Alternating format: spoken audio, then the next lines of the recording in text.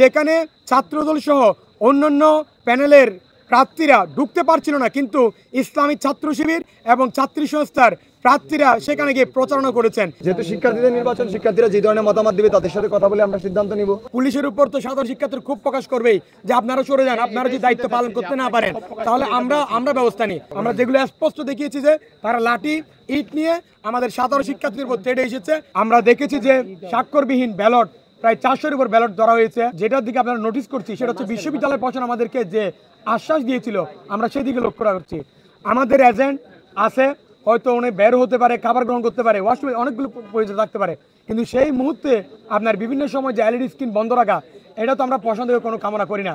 আমাদের প্রশাসন বলেছিল নিরবিচ্ছিন্নভাবে 1 সেকেন্ডে কখনো কি হবে না, আপনার এলইডি স্ক্রিন অফ হবে না, এবং যদি সেটা যদি কারেন্টে যদি কোনো ঘাটতি থাকে তাহলে জেনারেটরের মাধ্যমে কিন্তু আমাদের কি করা হবে, তাদের স্বচ্ছতা কিন্তু নিশ্চিত করা হবে। আমাদের বিশ্ববিদ্যালয় প্রশাসন কিন্তু সেই স্বচ্ছতা নিশ্চিত করতে পারেনি। তো আমরা শিক্ষার্থীদের পক্ষ থেকে যে মতামত আসবে সেই অনুযায়ী আমরা সিদ্ধান্ত নেব। কিন্তু আমরা নির্বাচনে আছি, নির্বাচন করছি, নির্বাচনে ভোট গ্রহণ শেষ হয়েছে, ভোট গণনা চলছে।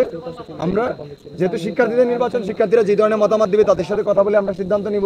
তো সেই বিষয়ে আমাদের আসলে কোনো নেই, শিক্ষার্থীরা যা মনে করবে আমরা সেই অনুযায়ী কাজ করব। পুলিশের উপর তো সাধারণ শিক্ষার্থীর খুব প্রকাশ করবেই যে আপনারা সরে যান, আপনারা যদি দায়িত্ব পালন করতে না পারেন তাহলে আমরা ব্যবস্থা নিই।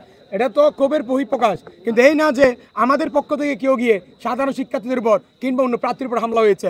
আমরা যেগুলো স্পষ্ট দেখিয়েছি যে তারা লাঠি ইট নিয়ে আমাদের সাধারণ শিক্ষার্থীদের উপর তেড়ে এসেছে, হামলা করার চেষ্টা করেছে, এবং এখানে আমাদের নির্বাচন কমিশনার আমাদের যে নিরাপত্তা দেওয়ার কথা দিতে পারেনি, আমাদের যে আইন শৃঙ্খলা বাহিনী নিরাপত্তা দেওয়ার কথা ছিল তারাও সেখানে ব্যর্থতার পরিচয় দিয়েছে। অনিয়ম হয়েছে, জাল ভোটের চেষ্টা করা হয়েছে, যেখানে বিবিএ ফ্যাকাল্টি একজনকে ধরা হয়েছে। আমরা দেখেছি যে আমাদের ভোটাধিকার নিশ্চিত হয় সেজন্য যে অমোচনীয় কালির কথা বলেছিল সেটাও তারা নিশ্চিত করতে পারেনি। আমরা দেখেছি যে স্বাক্ষরবিহীন ব্যালট প্রায় 400-এর উপর ব্যালট ধরা হয়েছে। আমরা বিভিন্ন অনিয়ম আমরা দেখেছি, দেখার পরেও আমাদের শিক্ষার্থীদের সিদ্ধান্তের প্রতি আমরা সম্মান জানিয়ে তারা এখন কি চায় আমরা সেটার জন্য অপেক্ষা করছি।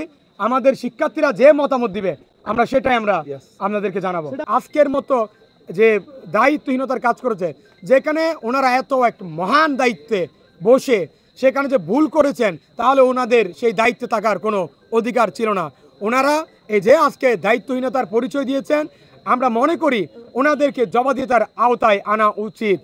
নির্বাচন কমিশনারকে যখন অভিযোগ দেওয়া হয় উনি তখন দুঃখ প্রকাশ করে ভুল হয়েছে বলে উনি দাবি করেন যে উনি জানিয়েছেন যে আপনার অমোচনীয় যে লেখা সেটা দিতে পারছেন না, অথচ আমাদের কাছে ওনারা কোনো স্পষ্ট এই যে আজকের আগে কোনোভাবে উনি আমাদেরকে জানান নাই যে সেখানে ওনাদের ব্যর্থতার পরিচয় দিয়েছেন। সেটা আমাদেরকে আশ্বস্ত করা হয়েছিল যে আমাদের ভোটের স্বচ্ছতা করার জন্য, নিশ্চিত করার জন্য সার্বক্ষণিক নিরবিচ্ছিন্নভাবে এলইডি স্ক্রিন চালু থাকবে। কিন্তু আপনারা দেখেছেন সারা দিন আমাদের বিভিন্ন কেন্দ্রে এলইডি স্ক্রিন বারবার বন্ধ হচ্ছিল। যদি আধা ঘন্টা থাকে তাহলে কিন্তু তার 1 ঘন্টা ছিল না। আমরা এখনো আমাদের জিএস প্রার্থী আপনাদেরকে ছবির মাধ্যমে দেখিয়েছে যে বিভিন্ন কেন্দ্রে এখন ভোট গণনা চলছে, অথচ বাইরে থেকে এলইডি স্ক্রিন অফ। আমরা দেখেছি যে বিভিন্ন জায়গায় আজকে বিভিন্ন কেন্দ্রে যেখানে ছাত্রদল সহ অন্যান্য প্যানেলের প্রার্থীরা ঢুকতে পারছিল না, কিন্তু ইসলামী ছাত্র শিবির এবং ছাত্রী সংস্থার প্রার্থীরা সেখানে গিয়ে প্রচারণা করেছেন 100 মিটারের ভিতরে। আমরা বারবার আমাদের অভিযোগ জানিয়েছি নির্বাচন কমিশনারকে, কিন্তু নির্বাচন কমিশনার এখানে কোনো কার্যকর ব্যবস্থা নেয়নি।